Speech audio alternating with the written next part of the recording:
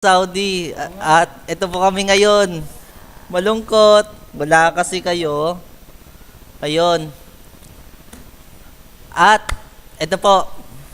Nangangako po kami pagbalik namin dyan, gobernador na pa kami. Oo, totoo yun. Ang siyasahod namin dito sa isang buwan, mahigit 50,000 peso ha. Oo. Grabe yun dito. Mga mayayaman dito. Ito nga dalawang kasamang lalaki biyabayaran ng 1,000 kada araw basta mapuwitan lang sila eh. Oo. Lumalaki na nga ang butas ng puwet nila dahil sa kakapuwet ng mga Arabo eh. Ewan ko ba? Sa bagay, mga gusto rin na nila. Kasi daw, pera na, nagpapalaki pa ng butas ng puwet.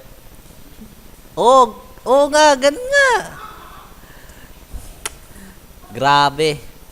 Sana nga, astig rin minsan-minsan lang ito mangyari sa pag-abroad mo. Minsan ka lang mag-abroad, minsan ka rin mabutasan ng puwet.